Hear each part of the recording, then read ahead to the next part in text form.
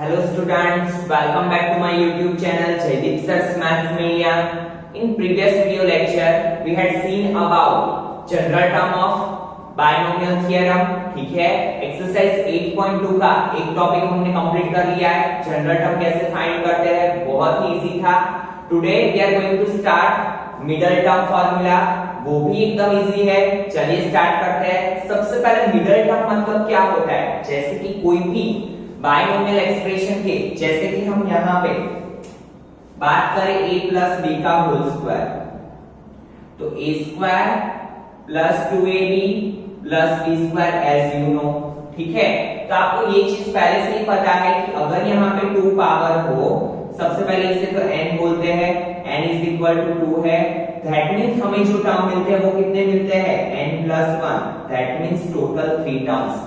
इसका हम जो एक्सपेंडेशन करते हैं उसमें से हमें कितने टर्म मिलते हैं, 3 टर्म्स.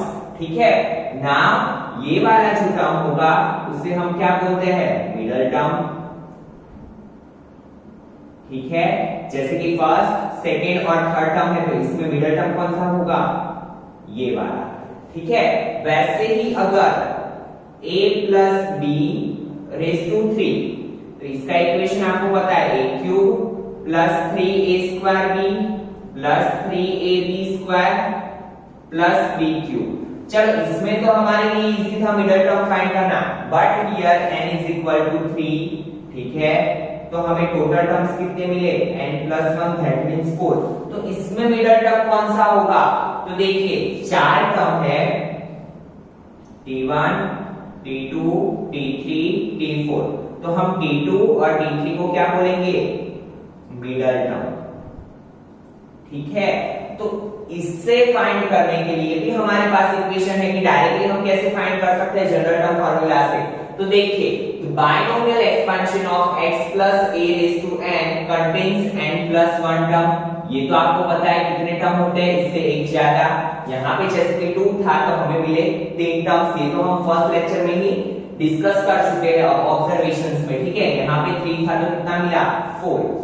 तो देखिए, if n is even number, what is the meaning of even number, आपको पता है इवन नंबर किसे बोलते हैं, अगर n की value 2 4 6 8 10 up to dot dot है, तो हम मिडल टर्म कैसे फाइंड करेंगे, n by 2 plus 1, n by 2 plus 1. देखिए यहाँ पे चेक करते हैं, n की वैल्यू क्या थी, 2, तो 2 by 2 plus 1, 2 2 कट, तो 1 plus 1, that means second term. तो हमें ये कहां मिला, सेकंड टर्म तो मिला हमारा मिडल टर्म. ठीक है, तो इक्वेशन क्या है, n by 2 plus 1 टर्म जो होगा वो हमारा मिडल टर्म होगा. ठीक है, वैसे ही if n is odd, that means 1 3 5 7 9 11 dot dot dot, then n plus 1 by 2 and n plus 3 by 2 terms. तो देखिए जैसे कि यहाँ पे 3 था, तो 3 plus 1 by 2 and 3 plus 3 by 2, तो 4 by 2 6 by 2, 2 3 सा 6, सॉरी 2 2 सा 4, 2 3 सा 6. तो क्या मिला, second term and third term. ये होगा हमारा मिडल टर्म. ठीक है, तो बहुत ही इजी चीज है.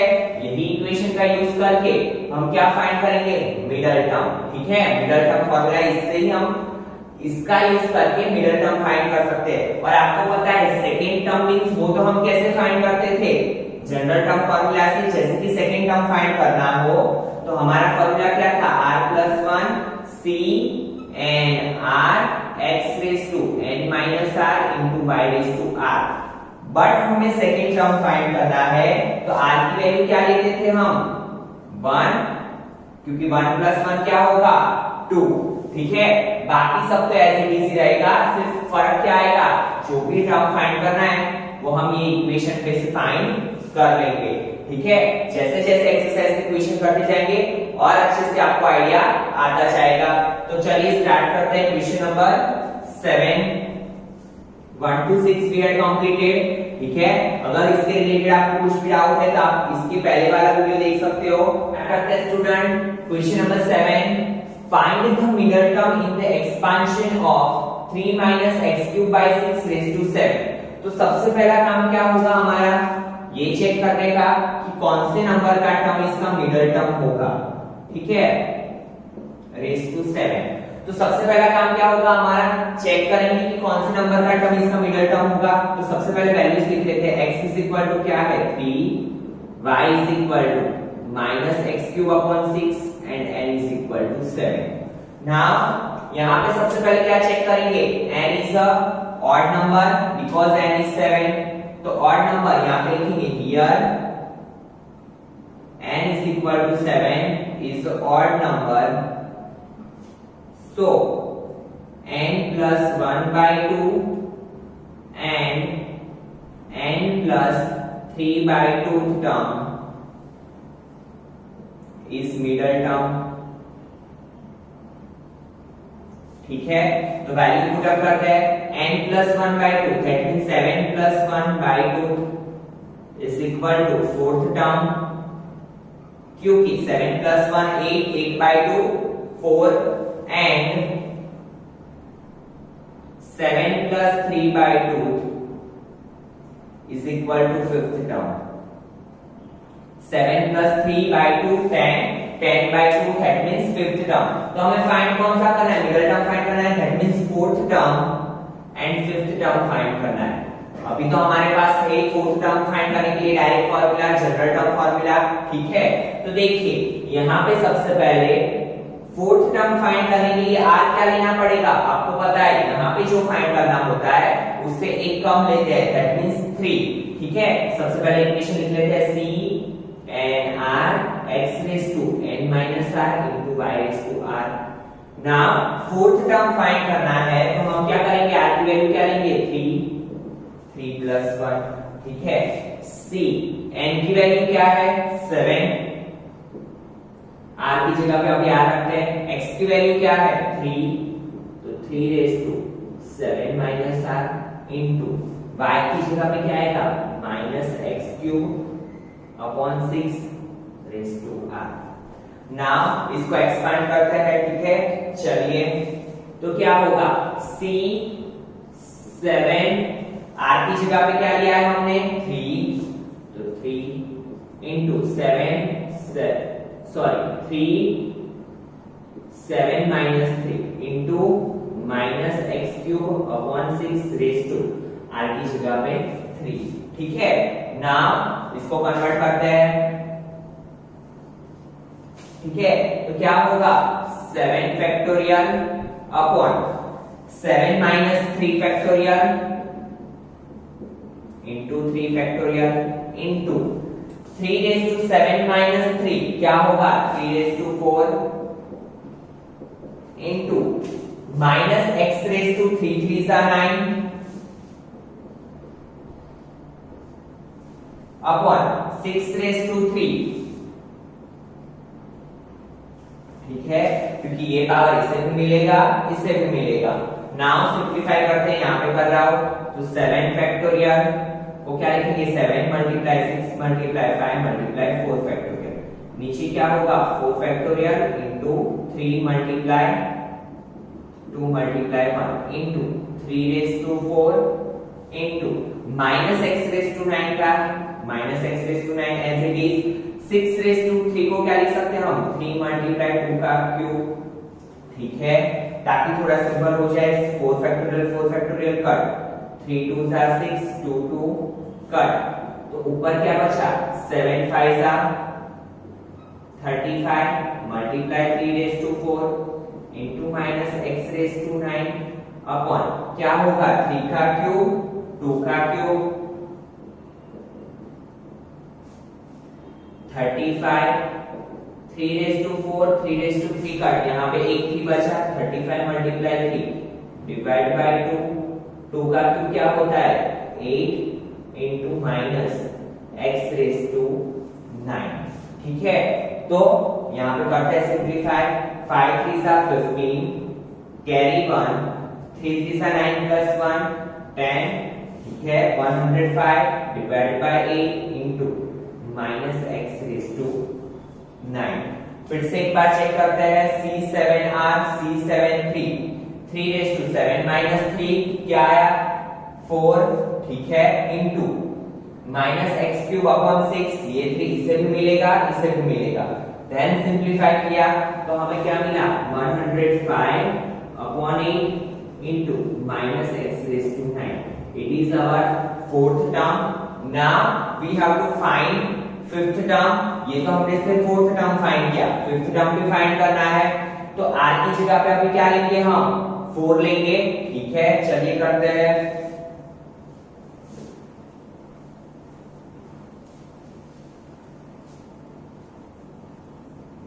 स्टूडेंट फिफ्थ टर्म फाइंड करते हैं। फिफ्थ टर्म के लिए आपको पता है क्या लेंगे हम, r क्या लेंगे 4 + 1, c n क्या है 7, r क्या है हमारा 4, डाल के लिख रहा हूं c 7 4, x raise to, x की जगह पे क्या आएगा 3 raise to 7 - 4 into minus x cube upon 6 raise to क्या होगा n - r 7 - 4 sorry 4 x raise to n - r into y raise to r। Now simplify करते हैं, यहाँ पे क्या होगा 7 factorial upon 4 factorial into 3 factorial, 7 - 4 3 factorial 4 factorial as it is into 3 raise to 3, यहाँ पे क्या होगा minus x raise to 12 upon 6 raise to 4। ठीक है, यहाँ बाहर की ओर लिख लेते हैं। ठीक है, तो अभी देखो यहाँ पे 7 × 6 × 5 × 4 फैक्टोरियल अपॉन 4 फैक्टोरियल इनटू 3 × 2 × 1। 3 का क्यूब एज इट इज रखते हैं। आपको पता है जब भी माइनस में वैल्यू हो, पावर इवन नंबर में हो, तो ये वैल्यू क्या हो जाएगी पॉजिटिव। तो x raise to 12, 6 raise to 4 को क्या लिख सकते हैं हम 3 × 2 = 6 रेज टू 4। ठीक है, नाउ सिंप्लीफाई करते हैं। 4 फैक्टोरियल कट, 3 × 2 = 6, 2 2 कट, तो 7 × 5 = 35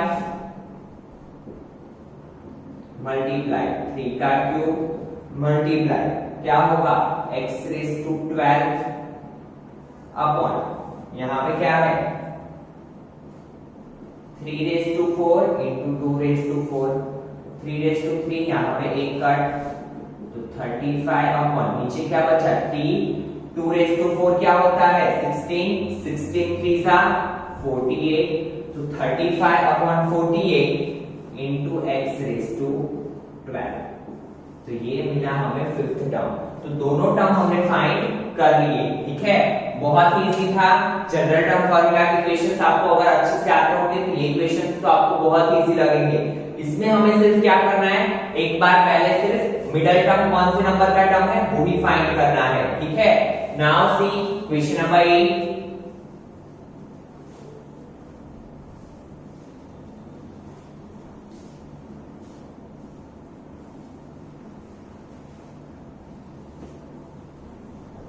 देखिए क्वेश्चन नंबर 8 क्या है हमारा, x/3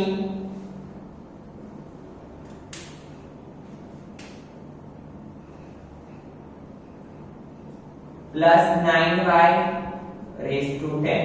तो सबसे पहला काम क्या करते हैं हम, a लिख लेंगे, a is equal to x/3, b is equal to 9y and n is equal to 10। यहाँ पे x एंड y था इसलिए मैंने क्या ले लिया इसे a एंड b ताकि कंफ्यूजन ना हो। सबसे पहले मिडिल टर्म फाइंड करने के लिए ये देखते हैं हम कि n की वैल्यू क्या है, ऑड नंबर और इवन नंबर। तो यहाँ पे क्या है इवन नंबर। इवन नंबर के लिए हमारे पास इक्वेशन क्या है n/2 प्लस 1 टर्म। ठीक है, तो यहाँ पे लिखेंगे here n is equal to 10, so n इज even number, so middle term is equal to क्या होगा n/2 plus 1 term। ठीक है, n/2 that means 10/2 plus 1, 2 5 are 10, 5 plus 1 कौन से नंबर का टर्म है, 6th नंबर का टर्म, मिडिल टर्म होगा। दैट मींस हमें कौन सा फाइंड करना है, 6th नंबर का टर्म। 6th नंबर का टर्म फाइंड करना हो तो आपको पता है dr + 1 CNR x raise to n minus r, यहाँ पे a and b लिखते हैं ताकि कंफ्यूजन ना हो, b रेज टू r। अभी आपको पता है 6 नंबर का टर्म आपको फाइंड करना है, तो r की वैल्यू क्या लोगे आप 5, क्योंकि 5 प्लस 1 क्या होगा 6, तो यहाँ पे ले लेते हैं t 5 प्लस 1 c, n क्या है 10, r क्या है 5, a की जगह पे क्या है x by 3, तो x by 3 raise to 10 minus 5 into b की जगह पे क्या है 9y रेज टू 5। ठीक है, बहुत ही सिंपल है, जस्ट क्या किया हमने वैल्यू पुट अप की।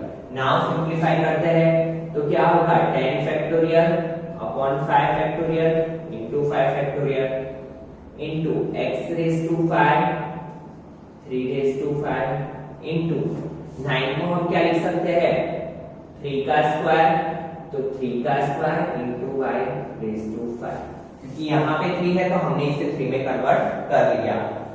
नाउ सिंपलीफाई करते हैं तो 10 multiply 9 multiply 8 multiply 7 multiply 6 multiply 5 factorial upon 5 factorial 5 4 3 2 1।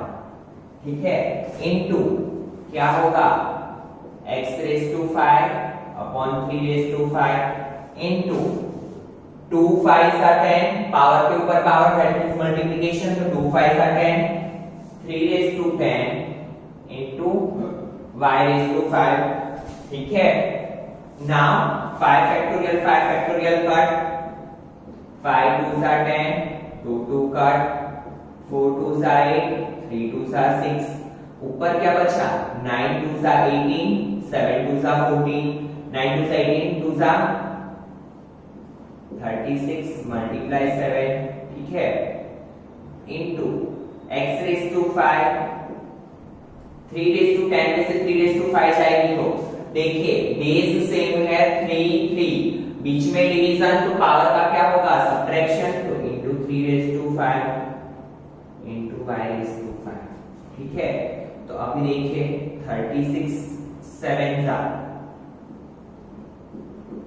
6 7 जा 42 कैरी 4 7 3 जा 21 प्लस 4 25 252 3 रेज टू 5 कितना होता है 243, तो 243 into 252 का मल्टीप्लिकेशन करेंगे 0 0 2 2 सा 4 5 2 सा 10 कैरी 1 2 2 सा 4 प्लस 1 5 प्लस 0 4 2 सा 8 5 4 सा 20 कैरी 2 4 2 सा 8 प्लस 2 10 3 2 सा 6 5 3 सा 15 कैरी 1 3 4 2 सा 6 प्लस 1 7, तो 6 3 1 4 प्लस 1 5 प्लस 7 12 कैरी 1 1 5 plus 1 6 61,236, तो ये हमारा मल्टीप्लिकेशन आया, लिख लेते हैं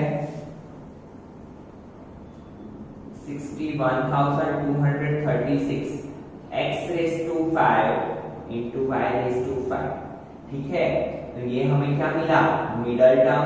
ठीक है, जब भी क्या होगा x by 3 plus 9 by 10 का मिडल टर्म क्या होगा 61,236 x raise to 5 into y raise to 5। Calculation देख लेना, कहीं पे ज्यादा रहते हैं जल्दी में मिस्टेक किया हो तो अपने तरीके से चेक कर लेना स्टूडेंट्स। एक बार फिर से एक बार समझते हैं, जब भी मिडल टर्म का क्वेश्चन हो तो हम सबसे पहले क्या करते हैं चेक करते हैं n इवन है कि ऑड नंबर। तो यहाँ पे n क्या था इवन नंबर हो तो आपको पता है हमारा इक्वेशन क्या है n/2 प्लस 1 टर्म। तो हमने इक्वेशन में वैल्यू पुट अप की तो हमें मिला कौन से नंबर का टर्म मिला 6th term, that means we have to find 6th term. ठीक है, अगर 6th टर्म फाइंड करना है तो आपको पता है कि जनरल टर्म फार्मूला में हम क्या लेते हैं जो टर्म फाइंड करना हो उससे एक r टर्म लेते हैं, that means 6th term find करना था तो r की वैल्यू क्या ली हमने 5 प्लस 1 d6 देन सिंपलीफाई। तो बहुत ही इजी कॉन्सेप्ट है। Now we will see question number 9। ठीक है, 9 और आपका 12 नंबर का दोनों क्वेश्चन थोड़े थोड़े एक दूसरे को मैच कर रहे हैं और ऐसे क्वेश्चन हमने आगे का रख लिए हैं, तो चलिए देखते हैं।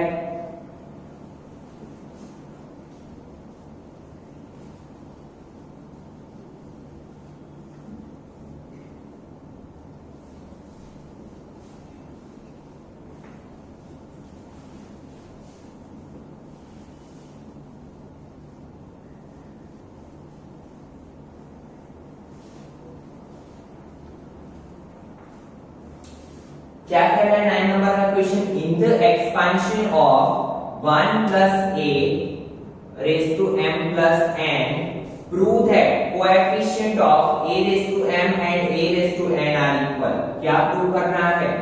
अगर हम इसका एक्सपेंशन करेंगे 1 plus a raise to m plus n का एक्सपेंशन करेंगे तो उसमें कोएफिशिएंट किसके a रेज टू m और a रेज टू n के जो मिलेंगे वो हमें इक्वल मिलेंगे, वो हमें प्रूव करना है। चलिए करते हैं। इक्वेशन देखिए तो हम डरते नहीं है, जैसा जैसा दिया है वैसा वैसा लिख लेते हैं। सबसे पहले यहाँ पे a इज इक्वल टू क्या है 1, b इज इक्वल टू क्या है a and n is equal to क्या है m प्लस n। ठीक है, नाउ हमें कौन से कोएफिशिएंट इक्वल दिखाने हैं? a raise to m and a raise to n के। ठीक है, तो चलिए पहले करते हैं, यहाँ पे दोनों की कंपेयर करते हैं। Coefficient of a raise to m और इसका लिख देंगे coefficient of a raise to n। ठीक है, नाउ सी स्टूडेंट, यहाँ पे पहले हम जनरल टर्म फॉर्मूला अप्लाई करते हैं। t raise to r plus 1 is equal to c n r। क्या होता है हमारा general term formula? a raise to n minus r into b raise to r। ठीक है, नाउ c n की जगह पे क्या है m प्लस n, यहाँ पे r। a की जगह पे क्या है 1, n की जगह पे m plus n minus r into b की जगह पे क्या है a रेज टू r। ठीक है, अभी देखिए आपको पता है कि यहाँ पे अगर 1 है, 1 के ऊपर कुछ भी पावर है तो हम ये 1 को इग्नोर कर सकते हैं। ठीक है, क्यों? क्योंकि आपको मैंने पहले भी बताया हुआ है कि 1 के ऊपर चाहे कोई भी पावर हो, हमारे आंसर में कुछ भी फर्क पड़ने वाला नहीं है। ठीक है, तो ये वाले टर्म को हम इग्नोर कर सकते हैं। तो बचा क्या हमारे पास c raise to m plus c m plus n r into a raise to r। ठीक है, तो अभी देखिए हमें किसका कोएफिशिएंट फाइंड करना है? a रेज टू m का। तो हम r की जगह पे क्या रखेंगे m, तो हमें मिल जाएगा। ठीक है, am का कोएफिशिएंट मिल जाएगा। बहुत ही सिंपल हो गया आपकी तो क्वेश्चन। यहाँ पे लिखेंगे dr प्लस 1, तो क्या होगा c m plus n। r की जगह पे क्या रखेंगे हम? अभी यहाँ पे r ही रख देते हैं a रेज टू r। हमें क्या चाहिए r की जगह पे m, तो d m plus 1 c m plus n। r की जगह पे क्या लिया हमने m। क्यों? क्योंकि हमें किसका कोएफिशिएंट फाइंड करना था m का, और m कब मिल सकता है यहाँ पे? जब r की जगह पे हम m रखें तो हमें m से टर्म चाहिए। ठीक है, यहाँ पे देखिए a raise to m। Now as you know that equation क्या है हमारा n फैक्टोरियल, n की जगह पे क्या है m plus n। Then r factorial, r की जगह पे क्या है, यहाँ पे मैं लिख के देता हूँ ताकि कंफ्यूजन ना हो आपको कि कैसे मैंने किया ये। n is equal to m plus n, r is equal to m, और इक्वेशन क्या है n minus r factorial upon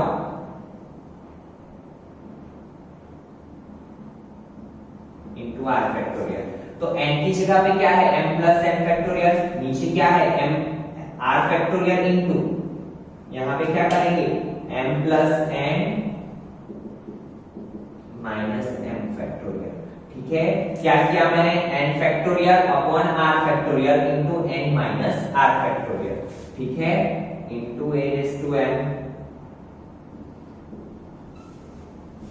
तो अभी देखो m कट, तो बचा क्या m plus n factorial upon m factorial into n factorial into a raise to m। इसको अभी हम यहाँ तक ही रखते हैं, बाजू वाला सॉल्व करके देखते हैं। ठीक है, अभी देखिए coefficient of a raise to n, अभी हमें क्या चाहिए a रेज टू r की जगह पे क्या चाहिए a रेज टू n। तो r की जगह पे क्या रखेंगे हम n रखेंगे। ठीक है, तो d r की जगह पे n plus 1 is equal to c m plus n। r की जगह पे क्या रखा मैंने n a raise to n। ठीक है, r की जगह पे क्या रखा मैंने n। नाउ आपको पता है कैसे होगा सिंप्लीफिकेशन, इस साइड हमने किया है m plus n factorial upon m plus n minus n factorial into n factorial, n factorial upon n minus r factorial into r factorial into a raise to n। तो m plus n factorial plus n minus n cut, तो बचा क्या m factorial n factorial a raise to n। तो देखिए हमें क्या दिखाना था कि दोनों के कोएफिशिएंट सेम होने चाहिए। कोएफिशिएंट किसे बोलते हैं, जिसका कोएफिशिएंट जैसे कि a रेज़ टू m का कोएफिशिएंट, तो a रेज़ टू m के पास में जो वैल्यू होती है उसे हम कोएफिशिएंट बोलते हैं। तो यहाँ पे देखिए a रेज़ टू m और a रेज़ टू n के कोएफिशिएंट सेम आ रहा है m plus n factorial upon m factorial into n factorial, m plus n factorial upon m factorial into n factorial. So give equation 1, give equation 2। तो यहाँ पे हम लिख सकते हैं फ्रॉम इक्वेशन 1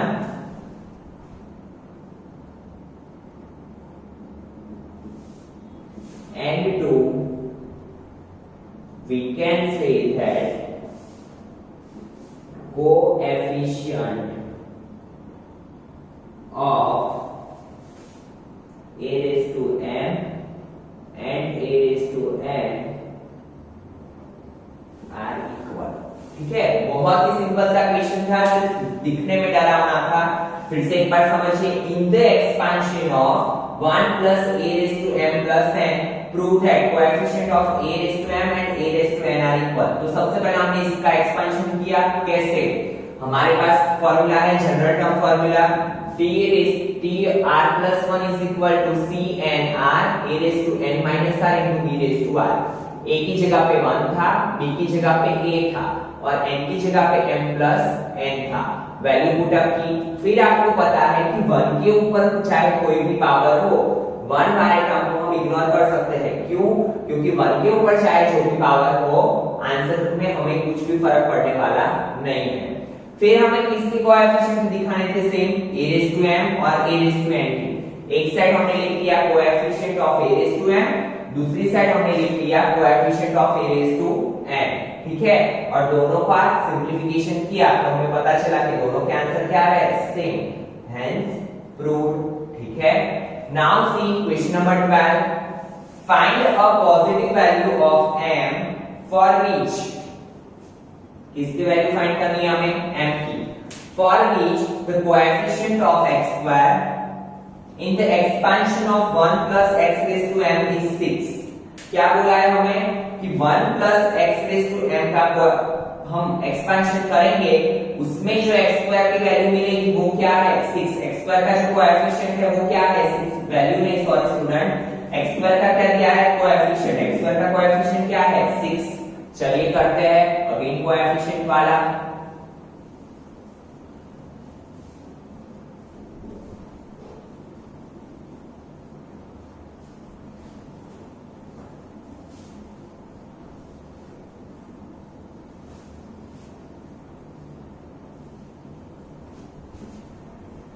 देखिए, find a positive value of m, किसका हमें करना है expansion, 1 plus x raised to m का। ठीक है, और दिया क्या है, जो दिया है वो पहले लिख लेते हैं, coefficient of x square is equal to 6। ये हमें दिया हुआ है। ठीक है, ये चीज हमने लिख ली। नाउ किसका एक्सपेंशन करना है हमें, 1 plus x raised to m का। तो आपको पता है सबसे पहले हम क्या करेंगे, a is equal to 1, sorry a is equal to 1, b is equal to x और n की जगह पे क्या है, m। ठीक है, नाउ एक्सपेंशन करते हैं। आपको पता है फॉर्मूला क्या है, कोएफिशिएंट हम इसी तरीके से फाइंड करते हैं जनरल टर्म फॉर्मूला से, c n r a raised to n minus r into b raised to r। Now you know that कि r की जगह पे क्या चाहिए हमें, देखिए c यहां पे क्या आएगा, n की जगह पे m r, a raise to a की जगह पे क्या है 1, n माइनस r, n की जगह पे m minus r into b की जगह पे x रेज़ टू r। ठीक है। अगेन यहाँ पे क्या चीज आई 1, तो इसे तो हम इग्नोर कर सकते हैं क्योंकि आपको पता चल चुका है अभी तो कि 1 के होने से ना होने से कुछ भी फर्क पड़ने वाला नहीं है, ठीक है। तो बना क्या है यहाँ पे CMR into x raised to r t of r plus 1, ठीक है। इतना तो हमारे पास आ गया। तो बस यही तो हमें चाहिए था। हमें क्या चाहिए x स्क्वायर का कोएफिशिएंट। अगर ये हमें मिल जाए x स्क्वायर की बाजू वाली वैल्यू तो हम दोनों की कंपेयर करवा सकते हैं, ठीक है। तो देखिए x स्क्वायर यहाँ पे 2 लाना हो तो r की जगह पे क्या रखना पड़ेगा हमें 2, यहाँ पे रखते हैं t 2 plus 1 c m r की जगह पे 2 x का स्क्वायर, ठीक है। पता चला स्टूडेंट क्या चाहिए था हमें कोएफिशिएंट किसका फाइंड करना था x स्क्वायर का दिया है तो हमें यहाँ पे क्या चाहिए x स्क्वायर वाला टर्म। तो हमने क्या किया r की जगह पे क्या रखा 2। नाउ x स्क्वायर का कोएफिशिएंट क्या है यहाँ पे cm2, तो दोनों की कंपेयर कर सकते हैं। यहाँ पे इक्वेशन 2 दे दो, यहाँ पे इक्वेशन 1 दे दो। Compare equation 1 with equation 2।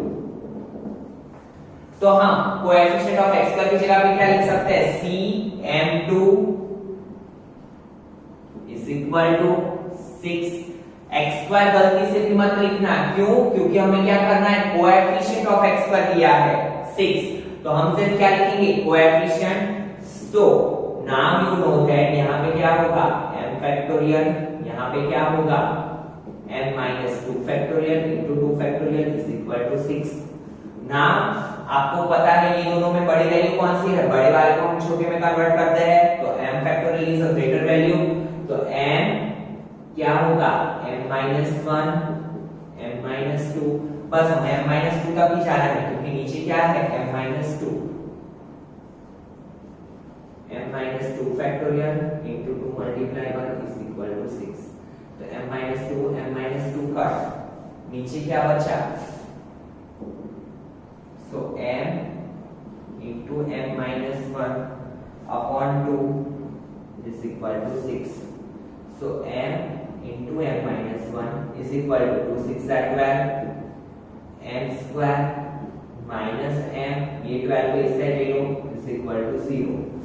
3 term का पॉलिनोमियल, एक मेथड फॉलो करते हैं हम स्प्लिटिंग मेथड। 12 के कैसे फैक्टर फाइंड करेंगे हम कि जिसका एडिशन या सब्ट्रैक्शन क्या है 1, तो 4 3 are 12, 4 minus 3 1, so m square 4m 3m minus 12 is equal to 0। 4 and 3 are our factor, but आपको पता है ये वाला साइन हम किससे देते हैं बिगर डिजिट को, तो यहाँ पे क्या करेंगे माइनस, यहाँ पे क्या होगा plus, so m square minus 4m plus 3m minus 12 is equal to 0। दोनों में से कॉमन क्या निकलेगा m, तो m minus 4 plus 3m minus 4 is equal to 0। देखिए यहाँ पे एक ब्रैकेट में m minus 4, दूसरे ब्रैकेट में m plus 3 is equal to 0। 0 इससे भी मिलेगा, इससे भी मिलेगा, तो m minus 4 is equal to 0, m plus 3 is equal to 0। तो m की वैल्यू क्या मिली m is equal to 4, m is equal to -3। But हमें क्या बोला है पॉजिटिव वैल्यू, तो पॉजिटिव वैल्यू क्या होगी सो m is equal to 4, क्योंकि हमें क्या लेना है पॉजिटिव वैल्यू, ठीक है। तो बहुत ही इजी इक्वेशन था, फिर से एक बार समझिए स्टूडेंट क्या दिया है find a positive value of m for which the coefficient of x square in the expansion of 1 plus x raised to m is 6। हमें क्या करना है सबसे पहले इसका एक्सपेंशन कर दिया क्या था x स्क्वायर का कोएफिशिएंट 6, तो हमने यहाँ पे लिख दिया coefficient of x square is equal to 6, give equation number 1। Then expansion किया 1 plus x raised to m का, तो a की वैल्यू 1, b की value x, n is equal to m आपको पता है।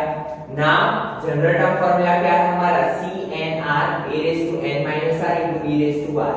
आपको पता है कि n की वैल्यू क्या है यहाँ पे m, तो CMR 1, n की जगह पे क्या रखेंगे हम m minus r into x raised to r।